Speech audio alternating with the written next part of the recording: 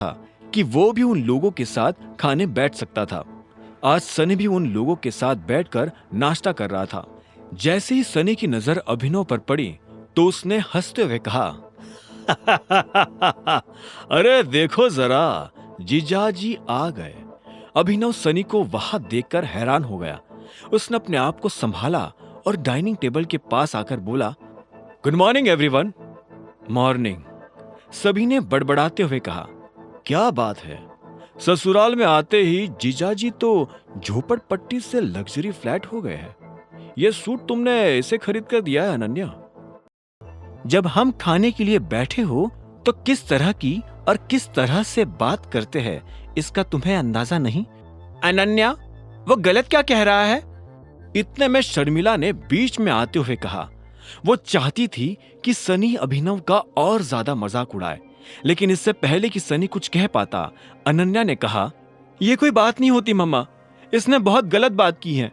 मैंने अभिनव को कोई सूट नहीं दिलाया है। मैं क्यों इसे सूट दिलाने लगी? वो खुद काम कर रहा है, खुद कमा रहा है। अच्छा, तो चलो बताओ कि तुम कितना कमा लेते हो? इससे पहले कि अभिनव उसकी बात का कोई जवाब देता, अनन्या ने अभिनव की तरफ देखते हुए कहा, तुम्हें सब में पढ़ने की जरूरत नहीं है अभिनव। दादाजी, हमें काम पर जाने के लिए देर हो रही है, चलते हैं। हमें? अभिनव ने हैरान होते हुए कहा और अनन्या को देखने लगा। अनन्या ने भी अभिनव को देखा और हाँ में सिर हिलाते हुए बोली, चलो। उसकी आवाज सुनकर लग रहा था कि वो काफी जल्दी में है।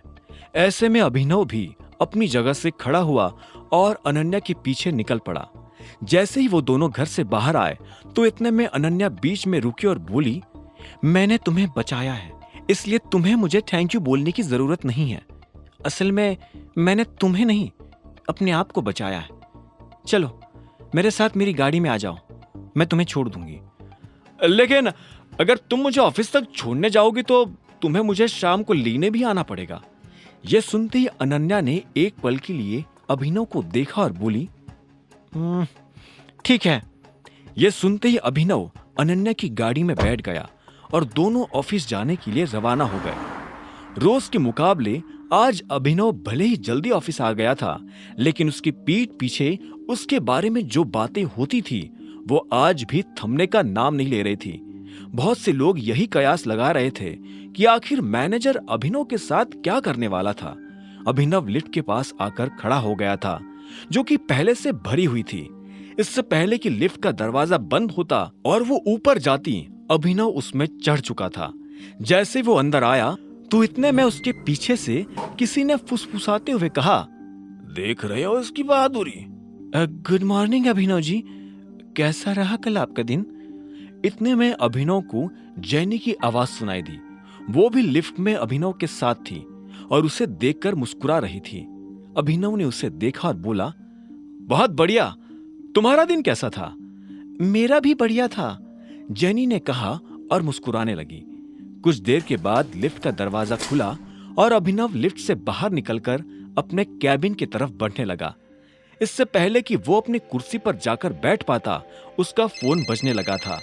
उसे समझ नहीं आ रहा था कि इतने सुबह सुबह उसे कौन फोन कर रहा था।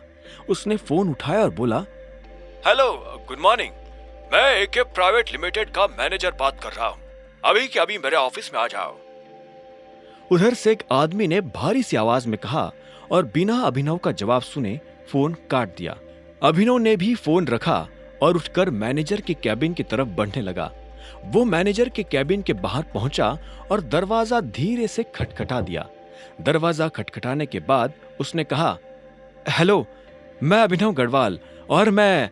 इससे पहले कि वो अपनी बात पूरी कर पाता, उधर से एक लड़की ने कहा, जो कहना है अंदर आकर कहो। अभिनव जब अंदर आया तो उसने देखा कि वहां एक लड़की खड़ी थी और वो और कोई नहीं बल्कि कामिनी थी। गुड मॉर्निंग, अभिनव ने मैनेजर से बहुत शालीनता के साथ कहा। मैनेजर ने उसे एक पल के लिए घूरते हुए देखा और आखिर में बोला, मुझे ये सब फॉर्मेलिटीज पसंद नहीं है, सीधा पॉइंट पर आता हूं। तुम्हें क्या लग रहा है हमने ये कंपनी मजाक करने के लिए खोली हुई है? मैं समझा नहीं, अभिनव ने अपनी पलक झपकाते हुए कहा। मैनेजर ने फिर से अभिनव को एक पल के लिए घूरा और बोला, अच्छा मैं अभी समझाता हूं।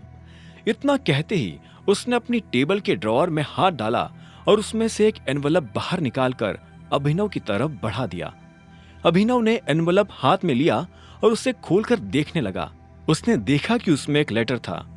अभिनव ने उस लेटर को पढ़ा और हैरान होकर मैनेजर की तरफ देखते हुए बोला, आप मुझे नौकरी से निकाल रहे हैं? यह सुनते ही मैनेजर के चेहरे पर मुस्कान आ गई और वो बोला, क्या बात है, मुझे तो लगा था तुम्हें पढ़ना भी नहीं आता होगा, लेकिन अच्छा है कि तुमने ये सब खुद ही पढ़ लिया। मैं अपने मुंह से नहीं कहना चाहता था, लेकिन तुम्हारी मनमानी हद से ज्यादा बढ़ गई थी, इसलिए मुझे तुम्हें निकालना पड़ रहा है। तुमने इसके बारे में अकरम को बताया? अभिनव ने कहा। आगे की कहानी जानने के लिए देखें अगला एपिसोड सिर्फ पॉकेट एफएम के यूट्यूब चैनल पर, और द रिटर्न ऑफ टाइगर के सारे एपिसोड्स को सुनने के लिए डिस्क्रिप्शन में दी लिंक से डाउनलोड करें पॉकेट एफएम ऐप।